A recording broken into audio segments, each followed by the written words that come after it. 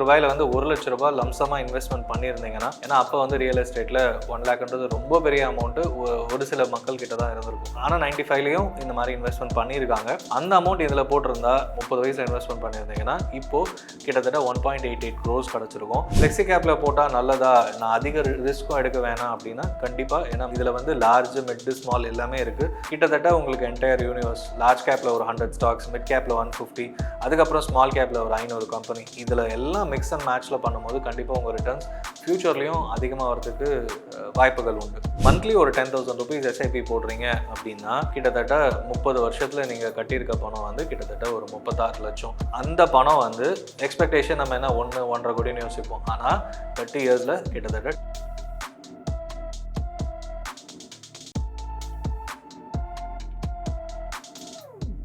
Wealth podcast நேயர்களுக்கு வணக்கம். நான் கணேசன் தெரு, உங்கள் ஃபினான்ஷியல் எக்ஸ்பர்ட். மியூச்சுவல் ஃபண்ட்ஸ் பற்றி பார்க்கும்போது ரொம்ப முக்கியமான ஃபண்டு அப்படின்னா இந்த வருஷம் ஜனவரி 1ஆம் தேதி கிட்டத்தட்ட 30 வருஷம் கம்ப்ளீட் பண்ணியிருக்காங்க. படம் வந்து 100 நாள் ஓடுறது பெரிய விஷயம் முன்னெல்லாம். இப்போ வந்து ஒரு 10 நாள் தாண்டிடுச்சுனாலே பாக்ஸ் ஆஃபீஸ் சக்ஸஸ், 100 நாள் ஓடுச்சுன்னா மிகப்பெரிய சக்ஸஸ் அந்த அளவுக்கு இருக்குது. ஏன்னா ரொம்ப நிறைய ரீசன்ஸ்னால இந்த மாதிரி சொல்லிட்டு இருக்கோம் படத்தை பொறுத்த வரைக்கும். பட் இந்த மியூச்சுவல் ஃபண்டு கிட்டத்தட்ட 30 வருஷம் இன்னமும் சூப்பர் ஸ்டார் மாதிரி, நம்ம தலைவர் மாதிரி இருக்குது அப்படின்னு சொல்லலாம். HDFC flexi cap fund. இது ஏன் அப்படின்னா 1995ல ஆரம்பிக்கும் போது இந்த அளவுக்கு 30 வருஷம் கடந்து இருக்குமா அப்படின்றது மிகப்பெரிய கேள்விக்குறியா இருந்திருக்கும். பட் ஆனால் இப்போ பார்த்தீங்கன்னா மார்க்கெட் இன்வெஸ்டர்ஸோட நிறைய டிசையர்ஸ் அண்ட் எல்லாமே எக்ஸ்பெக்டேஷன்ஸும் பூர்த்தி பண்ணி இன்னமும் யாரெல்லாம் லாஸ்ட் 10 இயர்ஸா 20 இயர்ஸா 30 இயர்ஸா இருந்திருந்தாங்கன்னா அவங்களுக்கு இவ்வளோ பெரிய வெல்த் கிரியேட் ஆயிருக்கும். ஸோ இது பாஸ் டேட்டா தானே, இதை வச்சுட்டு எனக்கு என்ன தெரிய போகுது அப்படின்னா இது வந்து ரிவ்யூ. நம்ம இன்னமும் மியூச்சுவல் ஃபண்ட்ஸை பற்றி இன்வெஸ்ட்மெண்ட் பண்ணுறது பெனிட்ரேஷன் பார்த்தோம்னா 6-7%. நிறைய பேர் பேசிட்டு இருக்காங்களே தவிர நம்ம இன்னும் மியூச்சுவல் ஃபண்ட்ல போய் இன்வெஸ்ட்மெண்ட் பண்ணுவோம், நிறைய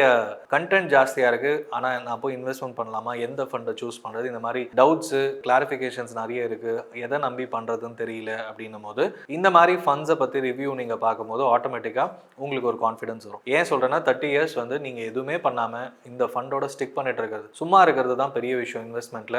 அது இந்த மியூச்சுவல் ஃபண்ட்ல அது கண்டிப்பா ப்ரூவ் ஆயிருக்கு அப்படின்னு சொல்லலாம். ஆரம்பிக்கும் போது 10 ரூபாயில ஆரம்பிச்சிருப்பாங்க. இப்போ பாத்தீங்கன்னா அதோட NAV 1870 அந்த ரேஞ்சில் இருக்கு. அதாவது 10 ரூபாயிலேருந்து 1870 ரூபாய் வரைக்கும் 30 வருஷத்துல வளர்ந்துருக்கு அப்படின்னு சொல்லலாம். ஸோ நீங்க வந்து 10 ரூபாயில வந்து ₹1,00,000 லம்சமா இன்வெஸ்ட்மெண்ட் பண்ணியிருந்தீங்கன்னா, ஏன்னா அப்போ வந்து ரியல் எஸ்டேட்ல 1 லேக்ன்றது ரொம்ப பெரிய அமௌண்ட், ஒரு சில மக்கள் கிட்ட தான் இருந்திருக்கும். ஆனால் 95லையும் இந்த மாதிரி இன்வெஸ்ட்மெண்ட் பண்ணியிருக்காங்க. அந்த அமௌண்ட் இதில் போட்டிருந்தா 30 வயசுல இன்வெஸ்ட்மெண்ட் பண்ணியிருந்தீங்கன்னா இப்போ கிட்டத்தட்ட 1.88 crores கிடச்சிருக்கும். நடுவில் நீங்கள் எதுவுமே இன்வெஸ்ட்மெண்ட் பண்ணிருக்க வேணா, உங்கள் ரிட்டையர்மெண்ட் லைஃப் ரொம்ப சூப்பராகவே இருந்திருக்கும். இங்கேருந்து நான் ரிட்டையர்மெண்ட்டுக்கு இதை ஸ்டார்ட் பண்ணலாமா அப்படின்னா இது ஒரு ஃப்ளெக்ஸி கேப். ஃபியூச்சரில் இது வந்து 20%, 19.13% எக்ஸாக்டாக சொல்லணும்னா லம்சம் மல்டிப்ளை ஆன பர்சன்டேஜ் 1,00,000லேருந்து 1.88 crores போகிறதுக்கு இந்த ரிட்டர்ன்ஸ் பர்சன்டேஜ். ஃபியூச்சரில் இவ்வளோ இல்லாட்டியும் இப்போ இருக்கிற ஃபிக்ஸட் டெபாசிட்ஸ் வந்து 6-7% கனெக்ட் பண்ணும்போது கண்டிப்பாக 14-15% ஃபியூச்சரில் கிடைக்கிறதுக்கு ஆவரேஜாக நெக்ஸ்ட் 30 இயர்ஸ்னு யோசிச்சிங்கன்னா வரதுக்கு வாய்ப்பு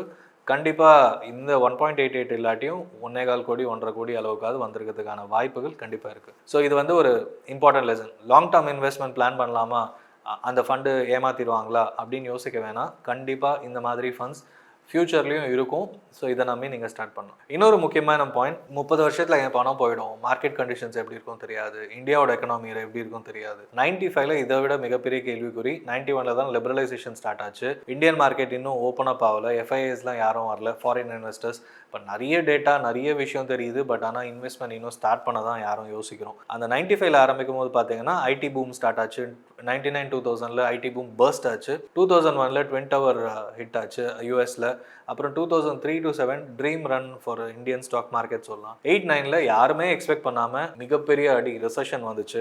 யூஎஸ்ல ரிசெஷன், அது வேர்ல்டு ஓவர் ஃபுல்லாக அஃபெக்ட் ஆச்சு. அந்த 2010லேருந்து 13 வரைக்கும் slow down because of US and உலக அளவில் இருந்த ஸ்லோ டவுனால இந்தியன் ஸ்டாக் மார்க்கெட்டும் அஃபெக்ட் ஆச்சு. 16ல மறுபடியும் சைனா வந்து குட்டி சர்க்கிள்னு சொல்லலாம் அவங்களோட கண்ட்ரியில், அதனால இந்தியன் மார்க்கெட்டும் ஒரு 10% வரைக்கும் கரெக்ஷன் ஆச்சு. அது ஒரு மிகப்பெரிய கரெக்ஷன். அதுக்கப்புறமா ஸ்லோ டவுன், அப்புறம் டிமானிட்டைசேஷன், 2020ல கோவிட், இந்த மாதிரி லாஸ்ட் 30 வருஷத்துல எவ்ரி ஒன்ஸ் ஆர் ட்வைஸ் வந்து உங்களுக்கு மிகப்பெரிய ஏதோ ஒரு விஷயம் நடந்துச்சு. குட்டி குட்டி மார்க்கெட் கரெக்ஷன்ஸ், மிகப்பெரிய மார்க்கெட் கரெக்ஷன்ஸ் எல்லாம் நடந்தாலும் இந்த என்ஏவி வச்சு நம்ம தெரிஞ்சுக்க வேண்டிய பாயிண்ட் என்னன்னா, once in 4 years NAV double ஆச்சு. 10 ரூபாயில ஆரம்பிச்சு 4 வருஷத்துல 20 ரூபாய் அப்படின்னா 100% ரிட்டர்ன்ஸ். அப்படின்னா ஒன்ஸ் இன் 4 இயர்ஸ் உங்க பணம் வந்து டபுள் ஆகிட்டே இருந்து லம்சமா போடுறீங்க அப்படின்னா 1 லட்ச ரூபாய் போட்டிருந்தீங்கன்னா 4 வருஷத்துல 99லயே உங்க பணம் 2 லட்ச ரூபாய் ஆயிருக்கும். அப்போ 2 lakhs மிகப்பெரிய அமௌண்ட். ஸோ அந்த மாதிரி நீங்க என்ஏவி டபுள் இப்படி ஆயிட்டு இருக்கிறதுனால இப்போத்துல இருந்து ஆரம்பிச்சாலும் once in next 4 to 5 years வந்து இந்த மாதிரி நடக்கிறதுக்கான வாய்ப்புகள் கண்டிப்பா உண்டு. ஃப்ளெக்ஸி கேப்ல போட்டா நல்லதா, நான் அதிக ரிஸ்க்கும் எடுக்க வேணாம் அப்படின்னா கண்டிப்பா, ஏன்னா இதுல வந்து லார்ஜ், மிட், ஸ்மால் எல்லாமே இருக்கு. கிட்டத்தட்ட உங்களுக்கு என்டையர் யூனிவர்ஸ். லார்ஜ் கேப்ல ஒரு 100 ஸ்டாக்ஸ், மிட் கேப்ல 150, அதுக்கப்புறம் ஸ்மால் கேப்ல ஒரு 500 கம்பெனி. இதுல எல்லாம் மிக்ஸ் அண்ட் மேட்ச்ல பண்ணும்போது கண்டிப்பா உங்க ரிட்டர்ன்ஸ் ஃபியூச்சர்லயும் அதிகமாக வரதுக்கு வாய்ப்புகள் உண்டு. ஸோ என்ஏவி டபுள் ஆகுது. எஸ்ஐபியில் போடும் போதும் உங்கள் பணம் மல்டிப்ளை ஆகிறதுக்கான வாய்ப்புகள், அதை இப்போ பார்க்கலாம். மந்த்லி ஒரு 10,000 rupees எஸ்ஐபி போடுறீங்க அப்படின்னா கிட்டத்தட்ட 30 வருஷத்தில் நீங்கள் கட்டியிருக்க பணம் வந்து கிட்டத்தட்ட ஒரு 36 லட்சம். அந்த பணம் வந்து எக்ஸ்பெக்டேஷன் நம்ம என்ன 1-1.5 கோடின்னு யோசிப்போம். ஆனால் 30 இயர்ஸில் கிட்டத்தட்ட 20.65 crores. 30 வருஷத்தில் நீங்கள் கட்டின பணம் 36 லட்சம் தான். ஆனால் அது வளர்ந்தது பார்த்தீங்கன்னா கிட்டத்தட்ட 20 கோடிக்கு மேலே. ஸோ நீங்கள் இப்போதுலேருந்து உங்கள் எஸ்ஐபின்னு நீங்கள் ஸ்டார்ட் பண்ணாலும் உங்கள் ரிட்டையர்மெண்ட்டுக்கு ரொம்ப யோசிக்க வேணாம். வெறும் 10,000 rupees ஒரு 25 வயசில் 30 வயசில் ஸ்டார்ட் பண்ணிங்கன்னா ஃபியூச்சரில் அதே 20 கோடி வந்தாலும் கண்டிப்பாக தாராளமாக போதும்னு சொல்வேன் ரிட்டையர்மெண்ட்டுக்கு. இப்போதுலேருந்து ரிட்டையர்மெண்ட் எதுவுமே பண்ணலை, 35 ஆச்சு, 40 வயசு ஆச்சுன்னா இது வந்து ஒரு முக்கியமான லெசன் எடுத்துக்கலாம். நம்ம ரிட்டையர்மெண்ட்டுக்கு இப்போதுலேருந்தே பிளான் பண்ணுங்கள். இந்த மாதிரி ஒரு எஸ்ஐபி பிளான் பண்ணிங்கன்னா ஃபியூச்சரில், ஏன்னா மணி மல்டிப்ளிகேஷன் வந்து இப்போ ஃபஸ்ட்டு 10 வருஷத்தில் பார்த்தீங்கன்னா 12 லட்ச ரூபாய் கட்டியிருப்பீங்க. மேபி ஒரு 25லேருந்து 30 லட்சம் ட்வைஸ்ன்னு சொல்லுவோம். 15 வருஷத்தில் டபுளாக கிடைக்கும் அப்படின்னு சொல்லுவோம். ஆனால் ஒரு 20 வருஷத்துக்கு மேலே போகும்போது 4 மடங்கு 8 மடங்குன்னு இன்னும் கம்பவுண்டிங் வந்து ஒன்ஸ் இன் 5 இயர்ஸ் வந்து இன்க்ரீஸ் ஆகிட்டே இருக்கும். இந்த பவர் ஆஃப் கம்பவுண்டிங்கை நீங்கள் பார்க்கணும் அப்படின்னா எவ்வளோ லாங் டேர்ம் போடுறீங்களோ அவ்வளோ நல்லது. ஃபியூச்சரில் இவ்வளோ வருஷம் உயிரோடு இருப்பேனா அப்படின்னு யோசிக்கிறதுக்கு பதில் இருந்தீங்கன்னா பணம் கஷ்டம் இல்லாமல் இருக்கணும். அப்போ வந்து சம்பாதிக்கும் போது தான் நம்ம ஆரம்பிக்க முடியும், சேவ் பண்ண முடியும், இன்வெஸ்ட்மெண்ட் பண்ண முடியும். ஸோ உங்கள் சம்பாத்தியத்தில் ஒரு போர்ஷனை தான் நம்ம சொல்ல போகிறோம். இப்போ வந்து ஒரு 10,000 rupees இன்வெஸ்ட்மெண்ட் பண்ணுறது ஒரு 50,000 ரூபாய் சம்பாதிக்கிறீங்க, இல்லை 1 லட்ச ரூபாய் சம்பாதிக்கிறீங்கன்னும் போது ஃபியூச்சரில் உங்கள் எக்ஸ்பெக்டேஷன்ஸ், நீட்ஸ் எல்லாமே ரொம்பவே அதிகமாக இருக்கும். அப்போ அந்த நீடுக்கு இப்போத்துல இருந்தே நீங்கள் வச்சாதான் உங்களோட ஃபியூச்சர் இன்னும் சூப்பராக இருக்கும்னு சொல்லலாம். பயப்பட வேணாம், 30 இயர்ஸ் ஆனாலும் மியூச்சுவல் ஃபண்ட்ஸ் இருக்கும், ஃபியூச்சர்லையும் இருக்கும்ன்றதுக்கு இது ஒரு பெஸ்ட் எக்ஸாம்பிள். நிறைய மார்க்கெட்டில் வந்துகிட்டே இருக்கும் நாய்ஸஸ். இப்போ வந்து சொல்கிற மாதிரி கார்பரேட் earnings டவுன் ஆயிடுச்சு, பட்ஜெட்டில் என்ன எக்ஸ்பெக்டேஷன்ஸ் வரப்போகுது, இது வந்து எல்லாமே இப்போ நடக்கிறது. ஃபியூச்சர்லையும் இதே மாதிரி நிறைய விஷயங்கள் எவ்ரி இயர் நடந்துகிட்டே இருக்கும். அதெல்லாம் கவலைப்படாமல் எஸ்ஐபியை மந்த்லி கண்டினியூ பண்ணிகிட்டே இருந்தீங்கன்னா ஃபியூச்சரில் மிகப்பெரிய கார்பஸ் வரதுக்கு இது ஒரு HDFC ஃப்ளெக்ஸி கேப் வந்து ஒரு மிகப்பெரிய எக்ஸாம்பிள். இப்போ வந்து அவங்களோட போர்ட்ஃபோலியோவில் 74% வரைக்கும் லார்ஜ் கேப்பாக வச்சிருக்காங்க. So based on market condition அது மிக்ஸ் அண்ட் மேட்ச் அவங்க ஃபண்ட் மேனேஜர் பண்ணுவாங்க. ஸோ நீங்கள் இப்போ ஸ்டார்ட் பண்ணாலும் 1878 rupees என்னால் இவ்வளோ பணம் கொடுத்து ஒரு யூனிட் வாங்க முடியுமா? ஏன்னா 2000 ரூபாய் போட்டிங்கன்னா கிட்டத்தட்ட ஒரு யூனிட் தான் கிடைக்கும். அது யோசிக்க வேணாம். ஏன்னா நீங்கள் 1000 rupeesக்கும் எஸ்ஐபி ஸ்டார்ட் பண்ணலாம். அப்போ வந்து ஃப்ராக்ஷனலில் உங்களுக்கு அலோகேட் பண்ணுவாங்க. 10 ரூபாய் வாங்கினா லாபம் தானே, இவ்வளோ வாங்கினா லாபமா அப்படின்னு யோசிக்க வேணாம். ஏன்னா 10 ரூபாயில் வாங்குறதுக்கு 20 ரூபாய் போகிறதுக்கு எப்படி 4 வருஷம் ஆகுமோ, இந்த 1878 டபுள் ஆகிறதுக்கு மறுபடியும் 4 வருஷம் தான் ஆக போகுது. ஏன்னா யூனிட்ஸ் எல்லாமே அதுக்கேற்ற மாதிரி இருக்கும். ஸோ பவர் ஆஃப் கம்பவுண்டிங் அதே மாதிரி தான் பர்ஃபார்ம் பண்ணும்.